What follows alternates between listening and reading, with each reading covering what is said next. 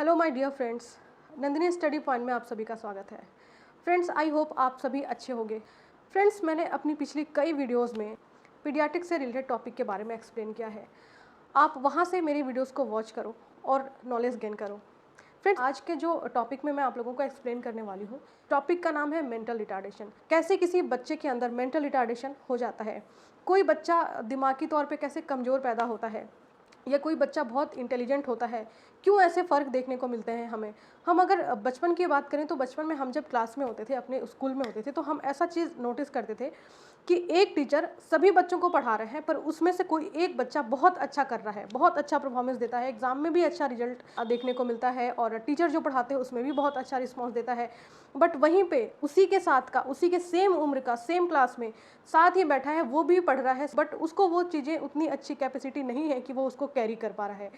तो ऐसा क्यों होता है? हर किसी का आईक्यू लेवल अलग अलग होता है।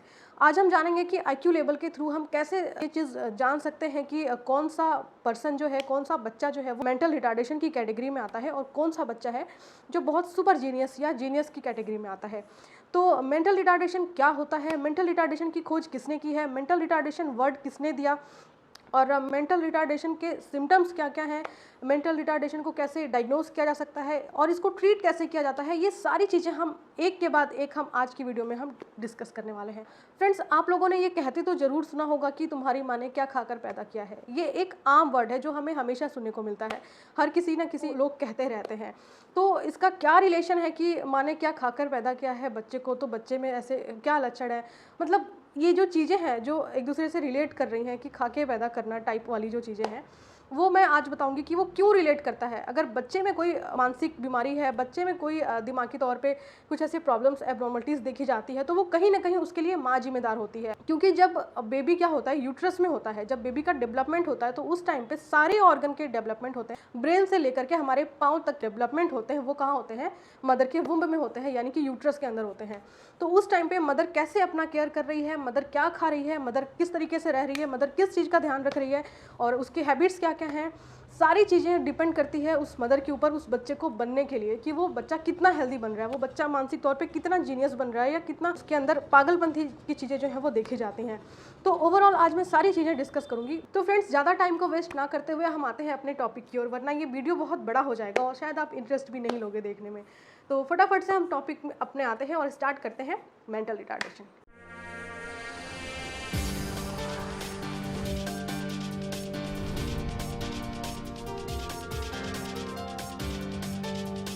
मेंटल रिटार्डेशन का मतलब होता है डिलेड कॉग्निटिव डेवलपमेंट। अब ये डिलेड कॉग्निटिव डेवलपमेंट क्या है, इसके बारे में समझते हैं। फ्रेंड्स, डिलेड का मतलब होता है लेट, कॉग्निटिव का मतलब होता है thoughts, learning and thinking, and development का मतलब होता है साइकोलॉजिकल मैचुरेशन। इसका मतलब ये होता है कि प्रत्येक व्यक्ति का जो थिंकिंग, लर्निंग, थॉट्स जो चीज़ें होती हैं उनको कहीं ना कहीं अफेक्ट कर देती है। किस चीज़ से सोच पाते हैं, हम अपने दिमाग से सोचते हैं।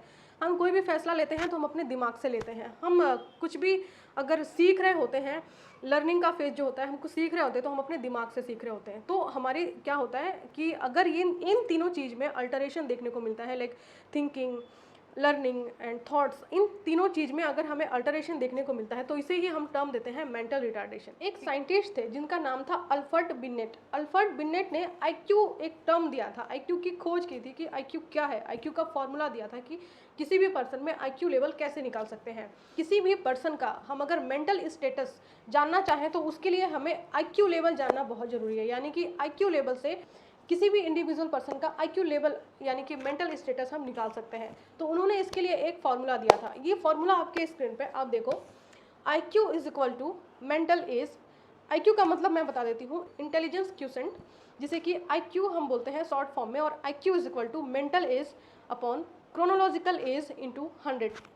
मेंटल एज वो होता है जो हम मिनी मेंटल स्टेटस एग्जामिनेशन के थ्रू मेंटल एज निकालते हैं। क्रोनोलॉजिकल एज का मतलब होता है आपकी एक्चुअल एज क्या है। तो आईक्यू हम कैसे निकालते हैं, मैं एक छोटा सा एग्जांपल देके बताती हूँ। मैंने लिया था यहाँ पे एक मेंटल एज। मेंटल एज कैसे लेते हैं, जैसे हम मेंटल स्टेटस एग्जामिनेशन करते हैं, उसमें कुछ क्वेश्चन पूछे जाते हैं। पर्सन उस क्वेश्चन का कैसे आंसर दे रहा है, कितना बता पा रहा है, कितना नहीं बता रहा है, उसके अकॉर्डिंग उसे एक नंबरिंग दी जाती है। उस नंबर के थ्रू ये डिसाइड कि वो कितने एज लेवल का वो सोच रखता है या कितने एज लेवल की उसकी थिंकिंग है, उसके अकॉर्डिंग उसको नंबर देते हैं और उसको ईयर डिसाइड करते हैं। मैंने किसी एक पर्सन का मेंटल स्टेटस एग्जामिनेशन लेने के बाद मैंने उसे दिया कि वो लगभग 26 साल की सोच रखता है, वो लगभग जो अपने आंसर देता है वो 26 साल की एज के बराबर वाला दे सकता है। अगर हम उसकी क्रोनोलॉजिकल एज की बात करें तो वो पर्सन मुझे बता रहा है कि उसकी 22 ईयर ओल्ड उसकी एज है। क्रोनोलॉजिकल एज में हमने लिख दिया 22 ईयर इंटू 100। अब हम इसे सॉल्व करेंगे तो हमारा सॉल्व करने के बाद जो आएगा वो होगा 118, यानी कि 118। फ्रेंड्स, इससे ये तो पता चल गया कि इस पर्सन का IQ लेवल जो है वो 118। अब हम बात करते हैं कि कैटेगरी कौन कौन सी है, कौन सी कैटेगरी में कितने नंबर्स दिए जाते हैं, जिसमें कि हम उसे रख के हम पता कर सकते हैं कि उसका एक एक्चुअल जो नंबर है वो किसके अंदर। जैसे नॉर्मल IQ लेवल है तो नॉर्मल IQ लेवल को हम हमेशा रखते हैं 90 से 110 के बीच में। अगर 90 से 110 के बीच में है तो उस पर्सन को हम बोलते हैं नॉर्मल IQ लेवल है। एक होता है सब नॉर्मल IQ लेवल। सब नॉर्मल IQ लेवल को हम रखते हैं 80 से 90 के बीच में। थर्ड नंबर का होता है बॉर्डर लाइन IQ लेवल। ये बॉर्डर लाइन IQ लेवल जो लोग होते हैं वो 70 से 80 के बीच में आते हैं। एंड फोर्थ नंबर की जो कैटेगरी होती है वो होता है मेंटल रिटार्डेशन, जिसमें कि बिलो 70, जो 70 से बिलो IQ लेवल के लोग होते हैं उन्हें हम मेंटल रिटार्डेशन के अंदर रखते हैं। अब बात करते हैं इंटेलिजेंस की। कोई भी ऐसा पर्सन जिसका IQ लेवल 110 से 120 के बीच है उसे हम बोलते हैं इंटेलिजेंस IQ लेवल। तो जैसा हमने IQ लेवल निकाला था वो था 118, तो हम कह सकते हैं कि वो इंटेलिजेंस पर्सन है जिसका कि IQ लेवल 118 आया है, यानी 118 आया है। उसकी कैटेगरी है 110 से 120 के बीच, तो इसे हम रखते हैं इंटेलिजेंस ग्रुप में। ऐसे ही एक होता है सुपर इंटेलिजेंस। सुपर इंटेलिजेंस जैसे लोगों को जिनका IQ लेवल 120 से 130 के बीच आता है उसे हम बोलते हैं सुपर इंटेलिजेंस। एंड एक होता है जीनियस। जीनियस को हम रखते हैं 130 से 140 के अंदर। एंड सुपर जीनियस को हम रखते हैं 140 से 150 के अंदर। एक होता है सुपीरियर, वो सबसे ज़्यादा ही हाई लेवल का है, वैसे लोग बहुत कम मिलते हैं। हम कह सकते हैं कि जो साइंटिस्ट हैं या जिन्होंने ऐसी किसी चीज़ की खोज कर दी है जो आम इंसान के लिए खोज कर पाना नामुमकिन था, उन्होंने उसको मुमकिन करके दिखा दिया, तो ऐसे कोई पर्सन है। बेसिकली हम कह सकते हैं कि वो साइंटिस्ट ही हो सकते हैं जिन्होंने बहुत से ऐसे चीज़ों की खोज की है। तो ऐसे लोगों को हम रखते हैं किसमें, सुपीरियर में। वो बहुत कम लोग मिलते हैं, वो सब नहीं होते, नॉर्मल पर्सन तो नहीं होते। अब हम बात करते हैं क्लासिफिकेशन क्या होता है मेंटल रिटार्डेशन को। अगर मैं शॉर्ट फॉर्म में बोलूँ तो मैं हर जगह MR का यूज़ करूँगी और आपको समझना है कि मेंटल रिटार्डेशन की बात हो रही है। तो इसे हम 4th क्लासिफिकेशन में रखते हैं। जैसा आप चार्ट देख पा रहे हो, ये होता है माइल्ड MR, यानी कि जो फर्स्ट जो इसका एक क्लासिफिकेशन है उसे हम बोलते हैं mild mental retardation. And second होता है moderate mental retardation. And third होता है severe mental retardation. And fourth होता है प्रोफाउंड मेंटल रिटार्डेशन। ये 4 कैटेगरी के लोग हैं। अगर हम बात ग्रुप की कर लेते हैं, कभी हमसे एग्जाम में पूछता है माइल्ड मेंटल रिटार्डेशन वाले लोग हैं उन्हें किस ग्रुप में रखते हैं, मॉडरेट MR वालों को किस ग्रुप में रखते हैं, एंड सीवियर MR वालों को किस ग्रुप में रखते हैं, एंड प्रोफाउंड MR वाले को किस ग्रुप में रखते हैं। तो इसको याद करने के लिए मैंने जो ये ग्रुप बनाया है, जैसे कि माइल्ड MR, तो इनको हम कहते हैं एजुकेबल ग्रुप। जो ये माइल्ड MR वाले लोग हैं इन्हें हम एजुकेबल ग्रुप के अंदर रखते हैं। एजुकेबल ग्रुप में इसलिए रखते हैं क्योंकि ये इस हद तक होते हैं कि इन्हें हम एजुकेट कर सकते हैं, समझा सकते हैं और ये चीज़ें समझ भी जाते हैं, तो इसलिए इन्हें हम एजुकेबल ग्रुप के अंदर रखते हैं। अब बात करते हैं कि जो माइल्ड मेंटल रिटार्डेशन के लोग होते हैं उनका IQ लेवल क्या होता है। तो उनका IQ लेवल होता है 50 से 70 के बीच में। एक होता है moderate mental retardation. Moderate mental retardation के जो लोग होते हैं उन्हें हम ट्रेंड ग्रुप में रखते हैं, ट्रेनेबल ग्रुप में रखते हैं। ये ट्रेनेबल ग्रुप में इसलिए कि इन्हें समझाया तो नहीं जा सकता, इन्हें एजुकेट तो नहीं किया जा सकता, पर इन्हें इतनी ट्रेनिंग दी जा सकती है कि ये अपने आप को थोड़ा सा लोगों के साथ कॉम्प्रोमाइज़ कर लेते हैं, अपने आप को रख लेते हैं। तो इसलिए हम ऐसे लोगों को, मॉडरेट MR वालों को हम ट्रेनेबल ग्रुप के अंदर रखते हैं। ठीक है, इनका IQ लेवल होता है 36 to 50 के बीच में। और एक होता है सीवियर मेंटल रिटार्डेशन। जो ये सीवियर मेंटल रिटार्डेशन वाले लोग होते हैं इन्हें हम डिपेंडेंट ग्रुप के अंदर रखते हैं। डिपेंडेंट ग्रुप के अंदर इसलिए रखते हैं क्योंकि ये किसी न किसी के सहारे की ज़रूरत होती है, या किसी न किसी के ऊपर डिपेंड होते हैं। तो हम कह सकते हैं कि ऐसे बच्चों को माँ बाप हमेशा अपने साथ लेके रखते हैं और वो डिपेंडेंट ही होते हैं, माँ बाप के ऊपर डिपेंडेंट होते हैं। हमारा 4th नंबर का जो क्लासिफिकेशन है वो होता है प्रोफाउंड MR। प्रोफाउंड MR में कस्टडियल ग्रुप के अंदर रखते हैं। कस्टडियल ग्रुप के अंदर इसलिए रखते हैं क्योंकि ये इन्हें हमेशा बांध के रखना पड़ता है, ये किसी न किसी को हार्म कर सकते हैं, या इनकी जो IQ लेवल है वो बहुत ज़्यादा कम होती है। एक तरीके से सीवियर पागल हम इन्हें कह सकते हैं कि ये ज़्यादा ही माइंड जो है इनका काम नहीं करता, तो इसलिए इन्हें कस्टडियल ग्रुप में रखा जाता है। तो ये है जो मेंटल रिटार्डेशन की क्लासिफिकेशन को कि कितने टाइप के इनके क्लासिफिकेशन होते हैं। तो फ्रेंड्स, ये तो था मेंटल रिटार्डेशन के बारे में। अब हम जानते हैं कि कॉजेज़ क्या होते हैं मेंटल रिटार्डेशन के, क्यों कोई बच्चा मेंटली अफेक्ट हो जाता है बचपन में ही जब उसका ग्रोथ अच्छा होना चाहिए। तो सबसे इंपॉर्टेंट पॉइंट पे अब हम आते हैं कि मेंटल रिटार्डेशन के कॉजेज़ क्या क्या। वीडियो के स्टार्टिंग में ही बताया था कि मदर बहुत ज़्यादा रिस्पॉन्सिबल होती है अगर बच्चे के डेवलपमेंट में कोई भी कमी आती है तो, क्योंकि ड्यूरिंग प्रेगनेंसी माँ को बहुत ज़्यादा केयर की ज़रूरत पड़ती है, उसको अपने मेंटली और फिज़िकली दोनों का बहुत ज़्यादा ख्याल रखना पड़ता है, और यही एक मेन फैक्टर होता है। अगर कोई भी लेडीज़ प्रेग्नेंट है तो उसे ड्यूरिंग प्रेगनेंसी जितनी आयोडीन की ज़रूरत होती है पर डे, उसे उतना आयोडीन लेना चाहिए। अगर आयोडीन की कमी हो जाती है और आयोडीन डिफिशिएंसी हो जाती है तो वो बच्चा जो है वो मेंटल रिटार्डेशन वाले कंडीशन में पहुंच जाता है। एंड सेकंड कॉजेज़ होता है moderate, severe and profound type वाले एमआर में सबसे बड़ा रीज़न होता है डाउन सिंड्रोम। ठीक है, बात करते हैं हम इटियोलॉजी की। मेंटल रिटार्डेशन के इटियोलॉजी क्या क्या होते हैं? अननोन कॉज इसका कुछ नहीं पता है अभी तक, ये आइडियोपैथिक माना जाता है, बट कई केसेस में हम कह सकते हैं कि कॉन्जेनाइटल क्रोमोसोमल एबनॉर्मलिटीज़ देखी जाती है। तो जो मैंने डाउन सिंड्रोम बताया था ये भी एक कॉन्जेनाइटल एबनॉर्मलिटीज़ है, या बोल सकते हैं क्रोमोसोमल एबनॉर्मलिटीज़ है। हमारी बॉडी के अंदर 23 पेयर्स क्रोमोसोम पाए जाते हैं, यानी 46 क्रोमोसोम पाए जाते हैं। उसमें से कोई भी क्रोमोसोम्स ऐसा अगर एब्सेंट हो जाए वो हमारे क्रोमोसोमल एबनॉर्मलिटीज़ में आता है। तो जैसे कि डाउन सिंड्रोम है, पटाउ सिंड्रोम है, मैटरनल रेडिएशन एक्सपोजर है। तो जैसे कि down syndrome and pot syndrome है, ये अफेक्टेड होते हैं मेंटल रिटार्डेशन के लिए। एंड एक रीज़न होता है ड्यूरिंग प्रेगनेंसी अगर मदर रेडिएशन एक्सपोजर के अंदर आई है तो ये सारे कॉजेज़ हो सकते हैं कि बच्चे का मेंटल डेवलपमेंट उतना अच्छे से नहीं हो पा रहा है। तो इसीलिए अगर कोई भी लेडीज़ प्रेग्नेंट है तो उसे एक्सरे, एमआरआई, सीटी स्कैन में एक्सपोज नहीं होना चाहिए, क्योंकि ये जो रेडिएशंस निकलते हैं वो बच्चे के जहाँ पे जर्म लेयर्स होते हैं जो ग्रोथ कर रहे होते हैं तो उनको कहीं ना कहीं अफेक्ट कर देता है, ग्रोथ अच्छे से नहीं हो पाता। तो इसीलिए प्रेग्नेंट लेडी को रेडिएशन एक्सपोजर में आने से बचना चाहिए। एंड कोई ऐसी मदर जो ड्यूरिंग प्रेगनेंसी बहुत ज़्यादा ऐसे ड्रग्स को यूज़ कर रही है, जैसे टेरेटोजेनिक ड्रग्स होते हैं, तो ऐसे बच्चे में भी मेंटल रिटार्डेशन देखने के चांस होते हैं। कुछ ऐसे कॉन्जेनाइटल डिजीज़ भी होते हैं जो बच्चे के मेंटल रिटार्डेशन के लिए अफेक्ट करते हैं। वो डिजीज़ हैं जैसे फेनाइलकीटोनुरिया, गैलेक्टोसेमिया एंड आरएच इनकम्पैटिबिलिटी। ऐसे बच्चे जो हैं जिन्हें कॉन्जेनाइटल डिजीज़ है वो भी, उनका भी मेंटल रिटार्डेशन देखा जाता है। 60 to 80% बच्चे के अंदर न्यूनेटल जॉइंडिस देखा जाता है, मतलब कि जन्म के दौरान बच्चे के अंदर पीलिया देखा जाता है। अगर वो पीलिया का स्तर, वो बिलिरुबिन का लेवल अगर बहुत ज़्यादा सीवियर हो जाए, बच्चे को ट्रीटमेंट ना मिले और उसका जो जॉइंडिस बिलिरुबिन लेवल है वो बहुत ज़्यादा हाई चला गया, तो वो क्या करता है, वो ब्लड ब्रेन बैरियर को क्रॉस कर देता है और उसके मेंटली इफेक्ट कर देता है, जिसे इस कंडीशन को, जो कि बहुत सीवियर जॉइंडिस होता है, तो उस कंडीशन को हम बोलते हैं कैर्निटेरस नियोनेटम। कैर्निटेरस नियोनेटम भी मेंटल रिटार्डेशन के लिए कहीं ना कहीं रिस्पॉन्सिबल माना जाता है। अगर मदर बहुत ज़्यादा स्ट्रेस ले रही है, एंजाइटी में है, डिप्रेशन में है, तो वो भी मेंटल रिटार्डेशन कॉज करता है। हेरिडिटरी कॉजेज जिसे हम बोल सकते हैं जेनेटिक भी, अगर कोई जैसे मदर है उसके फैमिली में कोई है मेंटल रिटार्डेशन, तो उस बच्चे के अंदर भी आने के चांसेस होते हैं। इसे हम बोलते हैं अनुवांशिक कारण या जेनेटिक कॉजेज बोल सकते हैं। एक डिजीज़ होता है पॉट सिंड्रोम। ये पॉट सिंड्रोम जो होता है वो 4th नंबर का क्रोमोसोमल एबनॉर्मलिटीज़ है, जो कि बच्चे के ब्रेन को साइज में छोटा कर देता है, जिसे हम मैक्रोसिफेली के नाम से भी जानते हैं।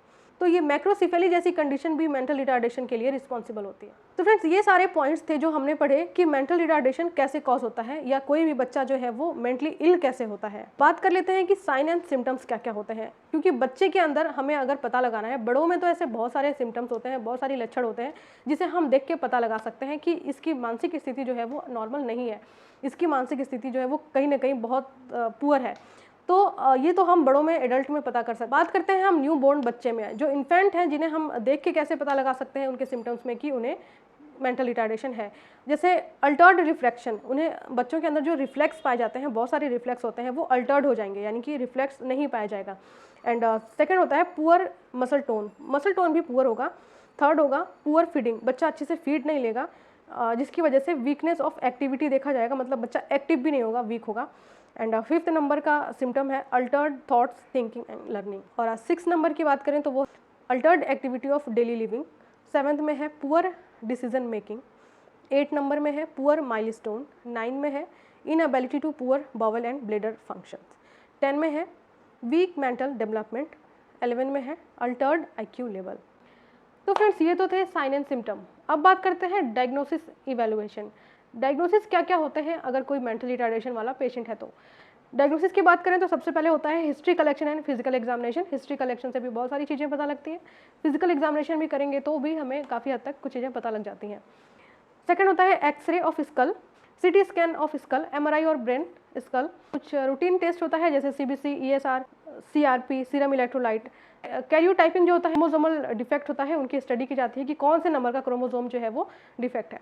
And mini mental status examination भी किया जाता है, इसमें बहुत सारे क्वेश्चंस पूछे जाते हैं जिससे कि पर्सन का IQ लेवल का पता लगाया जाता है। तो ये भी एक होता है डायग्नोसिस इवेलुएशन। एक और होता है serum iodine level. Serum iodine level का टेस्ट भी जो है वो भी बता देता है कि हमारा मेंटली हम हेल्दी हैं या अनहेल्दी हैं। एंड एक होता है थायराइड प्रोफाइल। जो थायराइड प्रोफाइल है उसमें हम T3, T4 एंड TSH की जांच करते हैं। तो फ्रेंड्स, ये सारे थे हमारे डायग्नोसिस इवैल्यूएशन, जो कि हम डायग्नोज करते हैं मेंटल रिटार्डेशन का हमें पता करना होता है। तो एंड अब लास्ट पॉइंट है मैनेजमेंट ऑफ मेंटल रिटार्डेशन की। मैनेजमेंट तो इसका ऐसा कोई मैनेजमेंट होता नहीं है, no any specific management of mental retardation, only advice symptomatic treatment.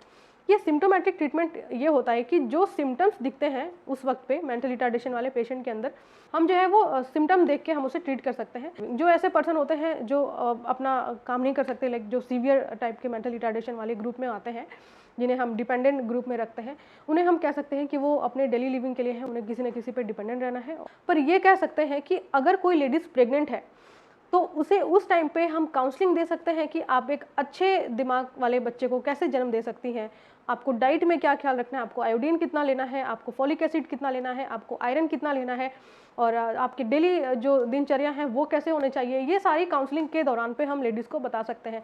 इससे बहुत कम चांसेस होते हैं कि जो बच्चे हैं आगे आने वाले जनरेशन में आ रहे हैं उनमें मेंटल रिटार्डेशन देखा जाए, क्योंकि बहुत टाइम जब लोग इतने ज़्यादा जागरूक नहीं थे इन चीज़ों के लिए कि प्रेगनेंसी के टाइम पे कैसे केयर करनी होती है, कितना डाइट लेना होता है, कितनी कैलोरीज लेनी है, कितना आयोडीन लेना है, ये सारी चीज़ पहले के टाइम पे लोग अगर अवेयर नहीं थे तो ऐसे टाइम पे ना जो मेंटल रिटार्डेशन और जो एक तरीके की मानसिक स्थिति वाले बच्चे देखने को मिलते थे वो उनकी संख्या जो है बहुत ज़्यादा होती थी। प्रेजेंट टाइम में हम देखें तो इसमें काफ़ी हद तक कमी देखने को मिला है। तो ये एक अच्छा मैनेजमेंट होता है कि ड्यूरिंग प्रेगनेंसी हम मदर को काउंसलिंग करें और उसे उसके खान पान के बारे में अवेयर करें। तो ओवरऑल फ्रेंड्स, अगर मैं आपको मेंटल रिटार्डेशन के मैनेजमेंट की बात करूं तो वो यही होता है कि प्रेगनेंसी के टाइम पे हम मदर को ज़्यादा से ज़्यादा एजुकेट करें, ज़्यादा से ज़्यादा उसे हम डाइट के लिए अवेयर करें। हाई कैलोरी, हाई प्रोटीन और हाई फाइबर डाइट्स लेने के लिए सारी चीज़ें हैं जो हम उसे बताते हैं। तो आज के टॉपिक में हमने ये पढ़ा कि मेंटल रिटार्डेशन क्या होता है, मेंटल रिटार्डेशन की खोज किसने की थी, मेंटल रिटार्डेशन के लिए IQ लेवल की कैटेगरीज क्या क्या होती हैं और कौन से कितने क्लासिफिकेशन होते हैं इसके, और उस क्लासिफिकेशन के अकॉर्डिंग कितने सारे ग्रुप्स डिवाइड किए गए हैं। उसके बाद हमने पढ़ा कि कॉजेज़ क्या क्या होते हैं, मोस्ट कॉमन कॉजेज़ क्या होता है, एंड इटियोलॉजी क्या क्या होता है। एंड उसके बाद जो हमने पॉइंट कवर किया वो था कि इसके सिम्टम्स क्या क्या होते हैं, बच्चे में क्या सिम्टम्स होते हैं। देन हमने जो नेक्स्ट पढ़ा वो होता है डायग्नोसिस इवैल्यूएशन क्या क्या होते हैं, और इसमें हमने पढ़ा मैनेजमेंट ऑफ मेंटल रिटार्डेशन क्या क्या होता है। फ्रेंड्स, आज के टॉपिक में बस इतना ही, फिर मिलेंगे किसी अच्छे इंपॉर्टेंट टॉपिक के साथ। तब तक के लिए बाय बाय, टेक केयर।